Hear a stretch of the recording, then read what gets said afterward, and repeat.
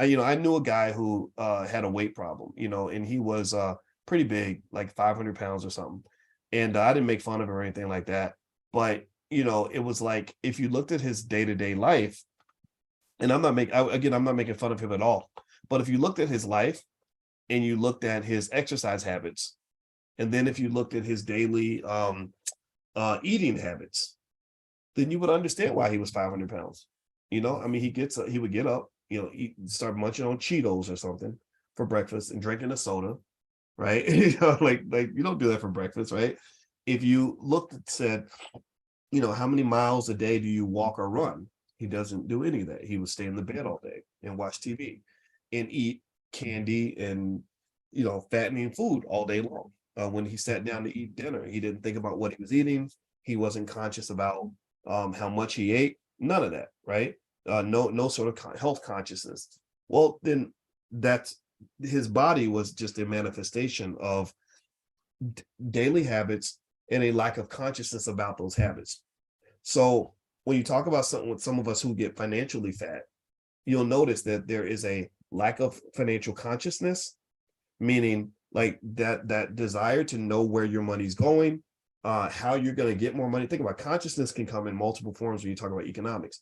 Consciousness might come in the form of, dang, I need to figure out how to make some money. That's you being conscious of like, okay, I want to understand money. I'm going to go take a class on how to make money. I'm going to talk to my friends about making more money. I'm going to meet with my family and we're going to talk about ways that we can help each other out financially. That's financial consciousness. It's bringing it into your consciousness. You're not just sort of waiting for money to just kind of happen to you.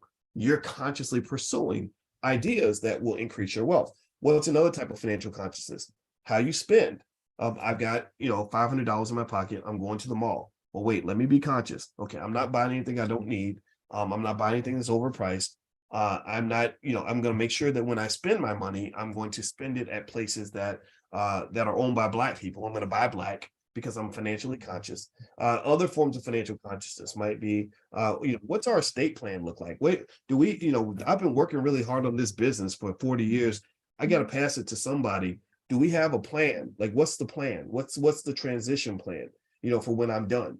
And what you'd see when you see somebody die and there's like this GoFundMe account set up to pay for somebody's funeral because they didn't have any insurance, that's simply the result of a lack of economic consciousness. Nobody ever sort of consciously said, hey, wait a minute, if you died tomorrow, we'd be looking kind of crazy right now because we wouldn't be able to afford the casket because you got $8 in your bank account. Why don't we get some life insurance or something so we can at least make sure we can bury you or, without it being a problem? That's financial consciousness. So the whole premise of the book is, and I call it the 10 Commandments of Black Economic Power because I wanted 10 simple rules that could be applied to your family that would lead to the economic consciousness that allows you to build a wealthy legacy. So, for example, one of the commandments is that you don't steal from people that you care about.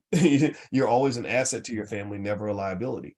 What does that mean? That means being conscious. When you're raising kids, you train them early. Look, in this family, you add to the pot. You're going to add value, and that doesn't mean just money. That means like when you come around, everyone else's lives will be better because you're here.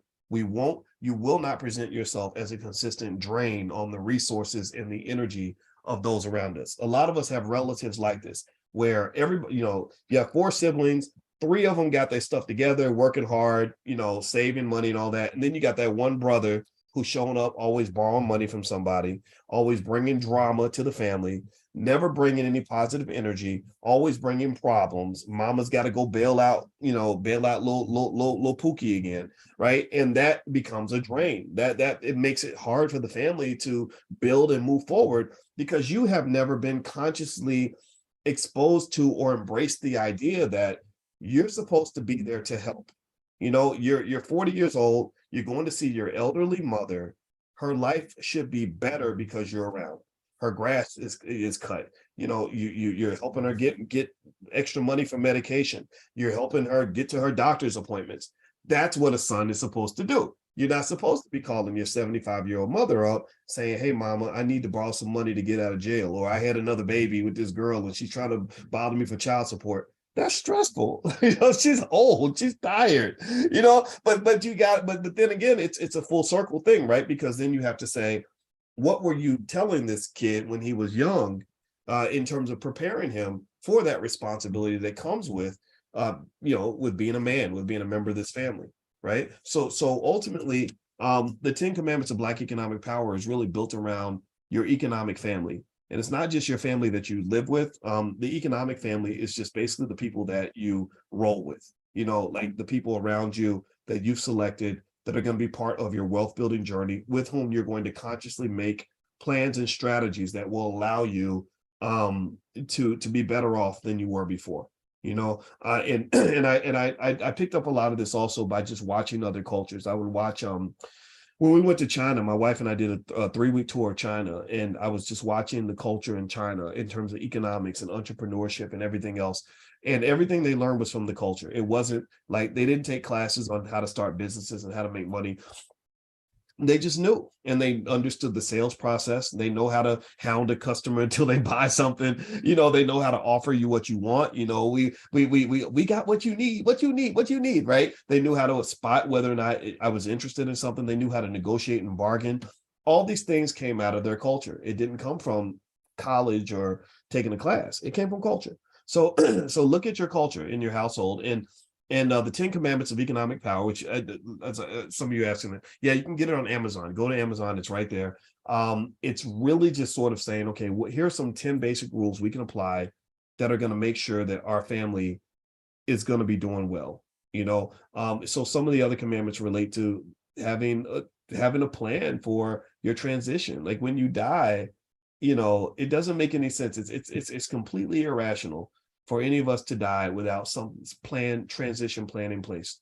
If you die without a transition plan, that means you don't understand anything about wealth, how it's built, how to protect it, none of that. You haven't even thought about it. You haven't even been conscious about it. But think about it. We're conscious about other stuff, right?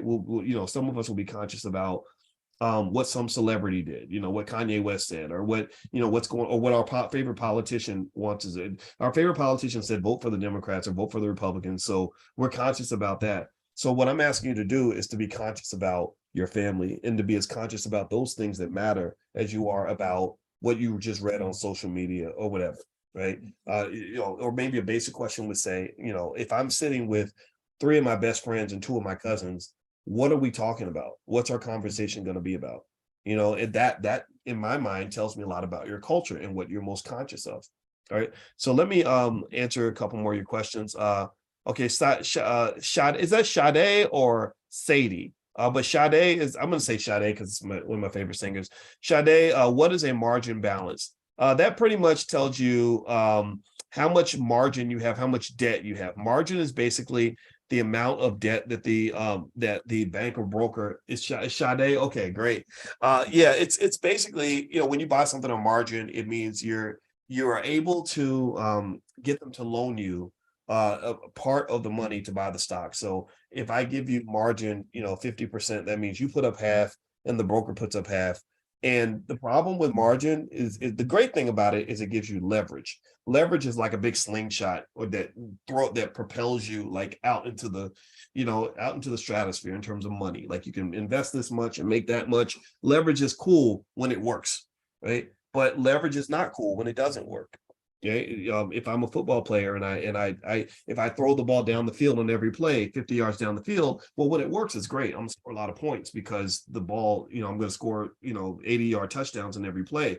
But if it doesn't work, then I'll score no points because I'm putting it all on the line. Instead of running the ball and getting 4 or 5 yards at a time, I'm trying to go for the touchdown every single play. So leverage is cool when it works, but what you always have to think about when you borrow money to buy stock or make any investment is you always must ask yourself, what if this doesn't work?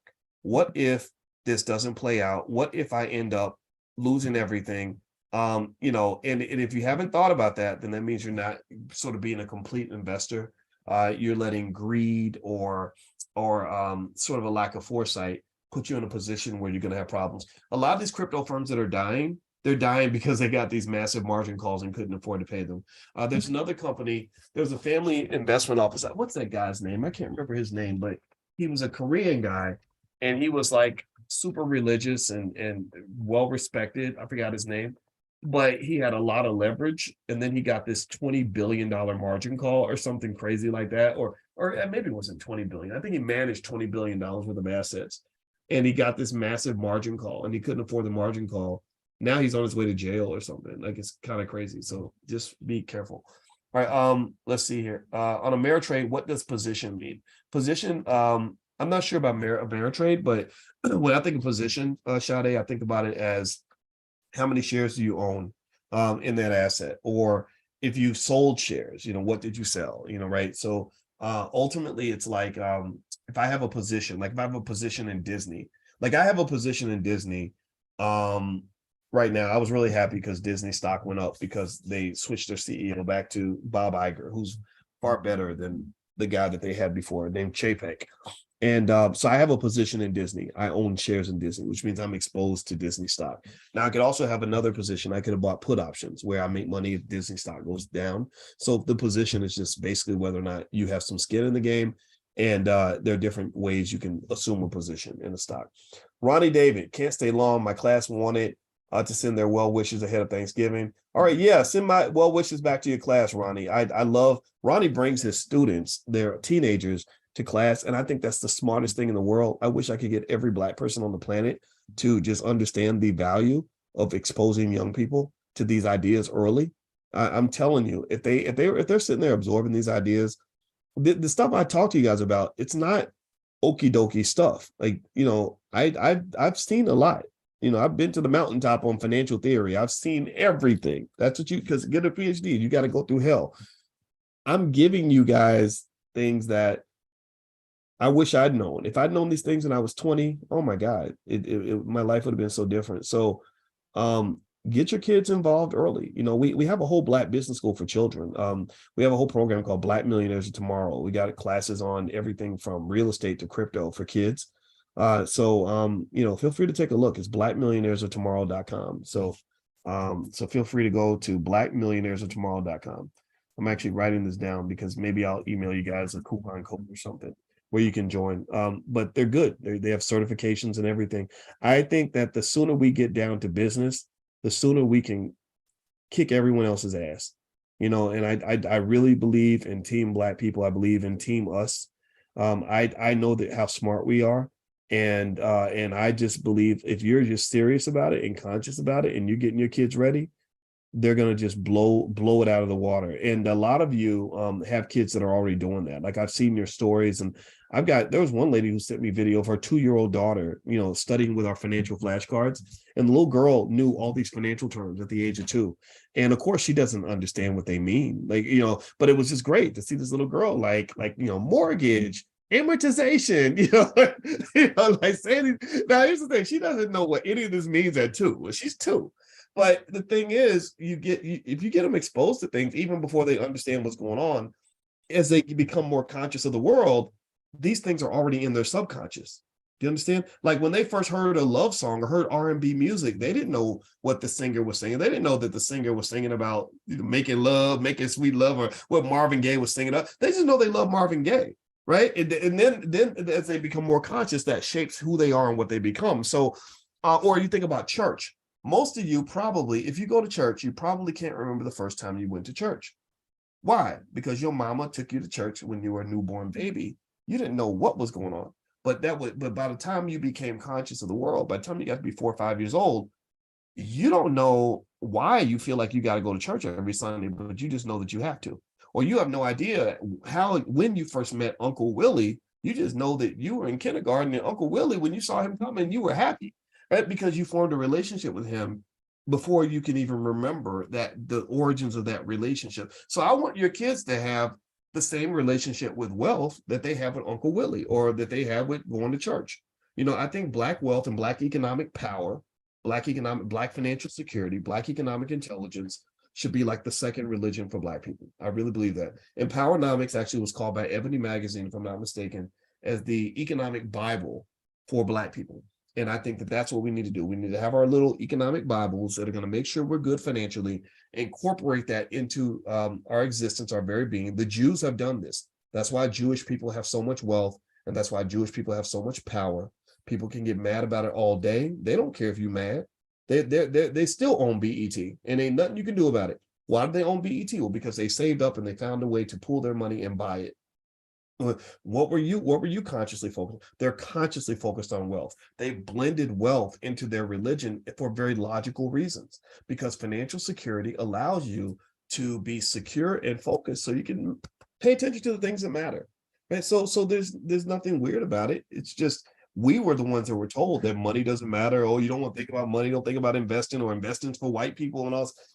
Yeah, and then when you're getting kicked around by the capitalists, by the people that have all the capital and have all the wealth, then you get mad about that. But that's the way things were designed. That's how the world was built for you. You have a role that they want you to play in society, and I'm encouraging you to shift that, switch that role.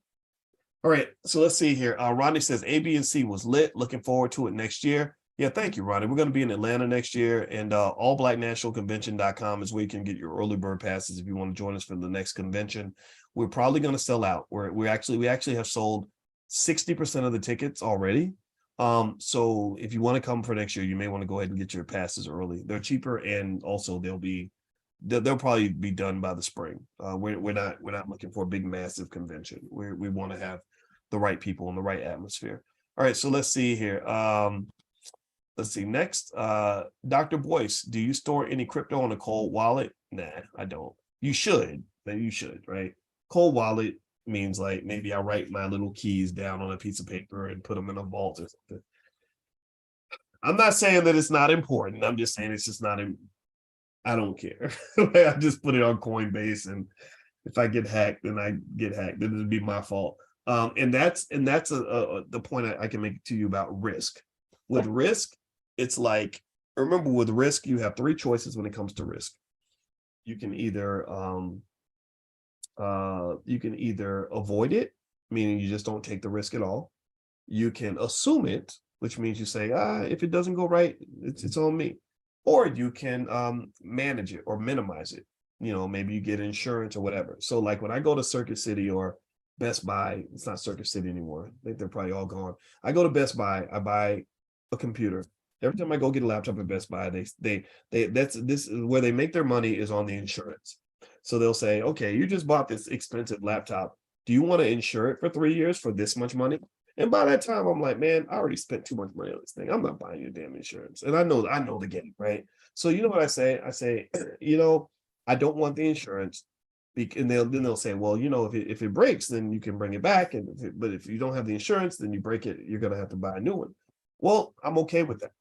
I can kind of say, well, I'm kind of hard on my laptops anyway. They don't last more than a year. Chances are it's going to last most of the year. And if it breaks, I'll just have to deal with the cost of buying a new one. That's me assuming the risk, right? So ultimately, with risk, you have those choices. So with crypto, I just assume that risk.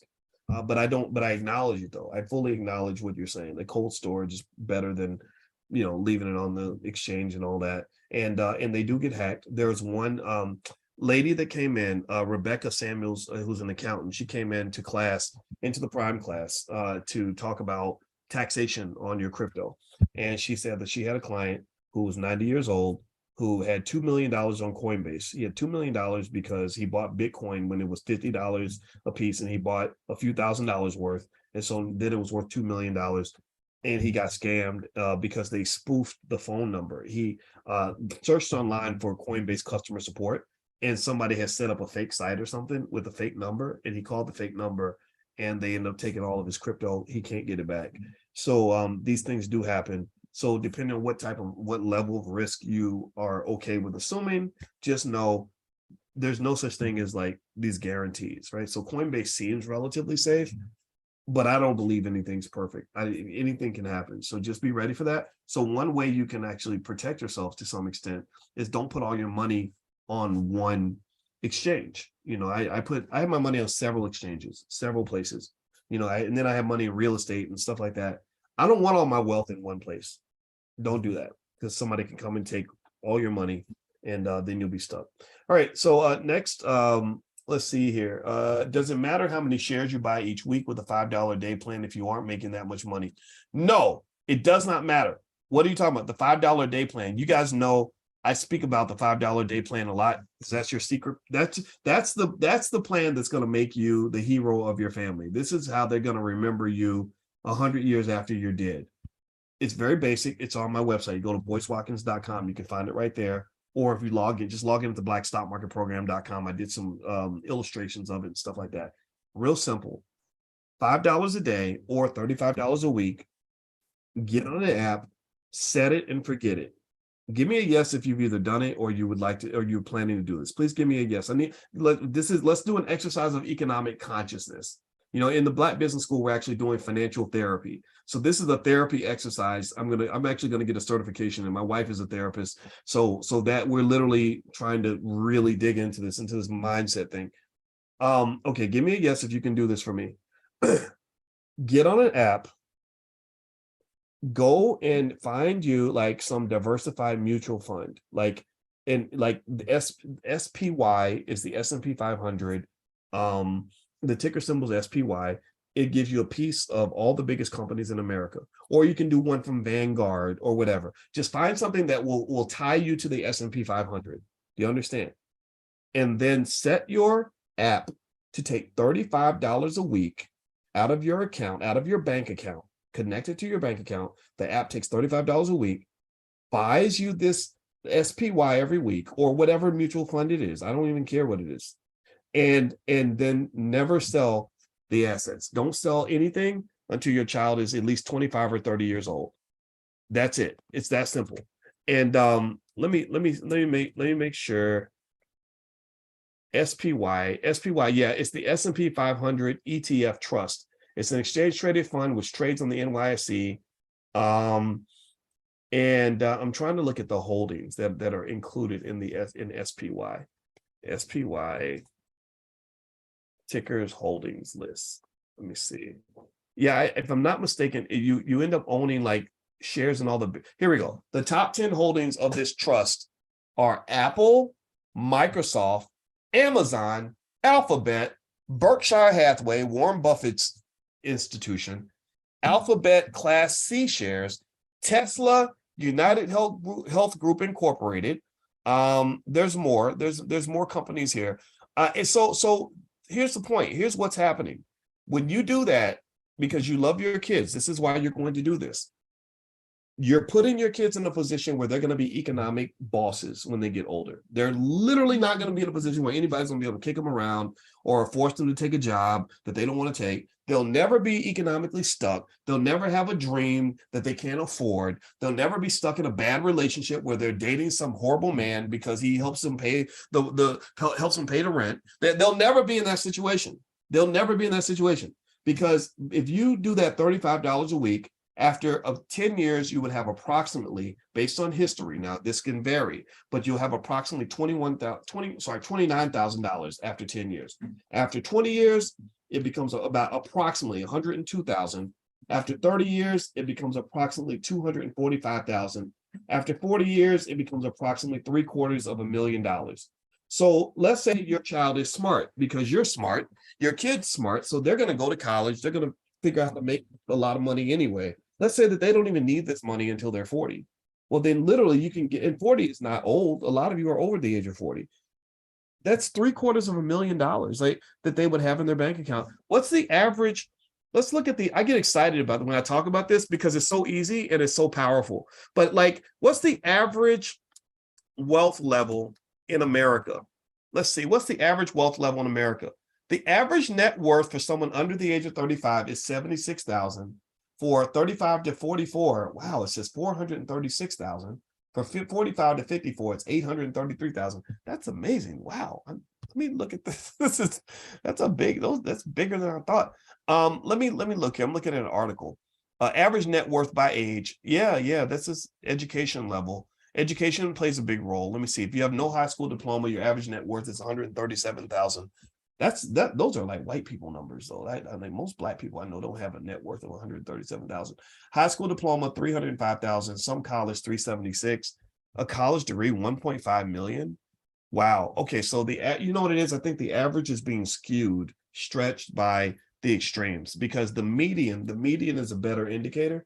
Median is right in the middle. Like if you pick the person right in the middle. So the median net worth of somebody that went to college is 88,000, which is very interesting. This is really fascinating. This tells you a little bit about America and wealth inequality, because when the average net worth of someone with college is 376 and the median is 88, that means that you're seeing this massive gap being driven by the extremes. Like the millionaires and billionaires are kind of pulling it way out there. So like a lot of your kids are going to be millionaires and billionaires. So they're going to stretch that average out. But the median right in the middle is 88. So the median net worth of somebody that went to that has some college is 88,000. The median net worth of somebody with a college degree is 302,000. These numbers are so much bigger than they are for Black people. That's the crazy part. And they said, so that what they're saying here too is that the median net worth of someone 35 to 44 is $91,000. That's the median, right in the middle. The median for 45 to 54 is 168,600. So let's go back to these numbers for the $5 a day plan. Your child, by the time they are 20 years old, has a median net worth, or has a net worth of $102,000. The median for someone of their age is about $13,900. So your child already has more money than most Black people. They have more money than most white people. They have more money than most Asian people. They have more money than most Jewish people. By the age of 20. By the age of 30, your child has a net worth of $250,000, $245,000 to be exact, with the $5 a day plan. The median net worth of someone under the age of 35 is $13,900. The median net worth of someone 35 to 44 is $91,000. So when your child is 30, they have a median net worth that exceeds, or they have a net worth that exceeds the median for people that are much older than them. So if you go out to 40, where they have $750,000, the median net worth of someone 45 to 54 in America is $168,600. So by this point, your child has a net worth that is about 6 times higher than the median net worth in America. So my point is to say that it's up to you to make that choice now. Like the decision is yours, the power is yours. The unfairness of wealth and power in America is that we are heavily impacted by the decisions of people who came before us. Somebody else decides if you get to be wealthy in this life. Just like your mama decided if you're going to get to be a normal person or if you're going to grow up and become Jeffrey Dahmer. Jeffrey Dahmer's mama and his daddy made him into the monster that he was, right? He didn't have much of a choice. His mama was taking all kinds of crazy drugs while she was pregnant, and the father, the parents neglected him as a kid. So he grows up and he wants to like kill people and eat their dead bodies, right?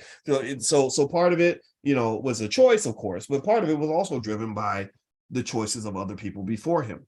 So basically, the life of your kids and grandkids in the year 2070 is going to be heavily shaped by the decisions you make right now.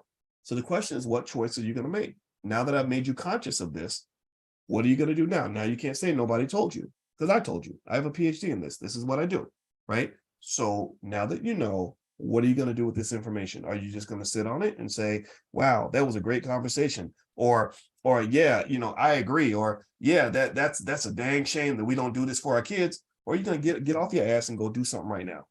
So that's my challenge to you right now today. This is the Dr. Boyce challenge. Get off your ass and go do something right now. And I'm saying it that way because I need you to hear me, because your kids are going to be affected heavily by what you choose to do or what you choose not to do. Make the choice. I'm going to leave you guys on that. I hope this conversation was helpful to you. I hope that you learned something today. We meet for class every Tuesday. If you want to see the recordings of all the other classes that we've done, which I encourage you to feel free to go take a look at, just log in at theblackstockmarketprogram.com, theblackstockmarketprogram.com. Also, if you want to meet us in prime class where we do stock options and everything else, feel free to go to drboyceprime.com. All that's available to you. You guys can join us in the Black Business School. And my wife, I saw my wife early in the chat. My wife is so pretty. I love her. When I see her, I just kind of blush. She's actually helping us develop our financial therapy program. And she's actually a certified clinical trauma professional now, in addition to being a licensed therapist and a full professor of social work. And I'm really fascinated by what we're finding out about Black people's economic choices and how they're linked to our trauma. I think we got to work through that. And if we do that, then we can actually come out of this thing looking beautiful. Like I really believe that those of you who are in this space, who are doing these things right now, you're going to be doing so well that the Jews will be jealous of you. Like you're just, I'm not worried about what everybody else is doing. I'm really looking at you, and I really think you have a lot to be optimistic about. So don't get down, don't get too far down. I know it can be tough. I know there's a lot of ignorance around you, but I guarantee you, you stick on that path, you will win. That's how we're built. We've been amazing since we got off the slave ship, and even before then, and we're going to keep on being amazing after that. So have a good day, everybody, and I'll see you guys real soon. So take